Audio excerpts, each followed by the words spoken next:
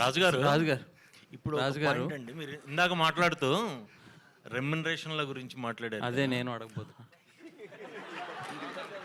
Thank you. ఒకటే క్వశ్చన్లో రెండు ఆన్సర్లు.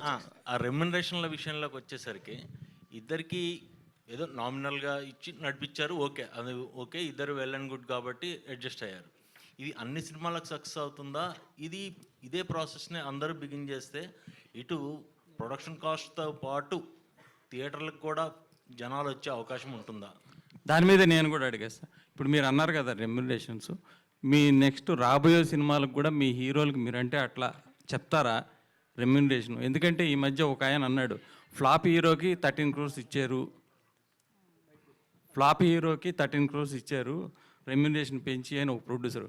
అంటే మీరేంటంటే హీరోల కోసం మీరు వెనకాల పడి రెమ్యునరేషన్ మీరే పెంచుతున్నారు ప్రొడ్యూసర్లే, సినిమా కాదు, ఫ్లాప్ అయినా హిట్ అయినా కూడా.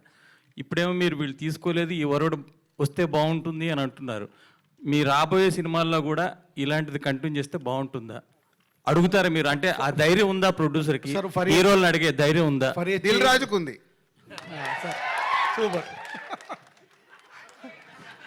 నితిన్ దాని కంటిన్యూషనే ఈ ఓటీటీలు మీరు స్క్రీన్లో ఏగానే జనాలు ఫిక్స్ అయిపోతున్నారు. ఒక నిమిషం, దిల్ రాజుకి ఎందుకు ఉందని అంటున్నా అంటే, నేను అందరి హీరోలతో పనిచేసా, అందరి హీరోలతో నేను మాట్లాడేటప్పుడు కూర్చోబెట్టుకుని ఎక్స్ప్లెయిన్ చేస్తాను, గుడ్ బ్యాడ్, తర్వాత వాళ్ళ డెసిషన్, ఇలా ఎలా ఉంది అలా ఎలా ఉంది అని.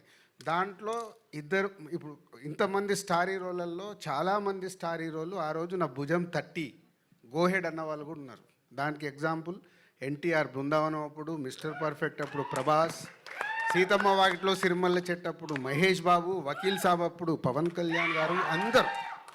అంటే వెన్ ప్రొడ్యూసర్ నిజంగా సినిమానే తీయాల కాదు, ఎకానమిక్స్ కూడా వాళ్ళతో కూర్చొని రియాలిటీగా ఎక్స్ప్లెయిన్ చేస్తే 100% రీచ్ అవుతుంది. చేసే ఓపికలు నిర్మాతల దగ్గర లేవు. వెళ్ళిపోయి ప్రాజెక్ట్ సెట్ చేసుకోవాలి, లేకుంటే అమ్మో నేను లేట్ అవుతే వెనక ప్రొడ్యూసర్ వెళ్ళిపోయి ఇస్తాడేమన్నా సగం టెన్షన్లో యాక్సెప్ట్ చేసుకొని వస్తారు. అది ప్రాబ్లం. అంటే ఈ పోటీ ప్రపంచంలో అది కంటిన్యూ అవుతుంది అనుకుంటున్నారా? మాకే కాదు కదా, మీకు కూడా ఉంది కదా. TV5లో వస్తుందంటే TV9 వాళ్ళకి టెన్షను, NTVలో వస్తుందంటే ఇంకొకరి టెన్షను. ఇది మన అందరిది. నేను అందుకే అండర్లైన్ చేసేది ఇందాక చేసాం, మాకే కాదు మీకు కూడా ఉంది పోటీ ప్రపంచం. పోటీ ప్రపంచంలో అందుకే మనం మీ థంబ్ లైన్ పెడతారు కదా, ఎందుకు పెడుతున్నాం మనకు తెలుసు, లోపల ఏం మ్యాటర్ ఉందో నీకు తెలుసు, కానీ అక్కడ చదివే వాళ్ళు లోపలికి వెళ్ళాలని అక్కడ ఒక అట్రాక్షన్. ఇది cinema media, we are is entertainment people కదా, ఎంటర్టైన్మెంట్ ఇండస్ట్రీలో ఉన్నాం కాబట్టి ఇవన్నీ కామన్. ఇది మీకు ఎంత మట్టుకు అర్థమై దీన్ని హైలైట్ చేసుకుంటూ వెళ్తారో అది ప్రయత్నం చేయండి. థంబ్ లైన్ మళ్ళీ దిల్ రాజు ఇది పెట్టిండి ఇది చెప్పిండి అని రాంగ్ పెట్టకండి, జెన్యున్గా పెట్టి ఓహో దీంట్లో మ్యాటర్ ఉంది అని.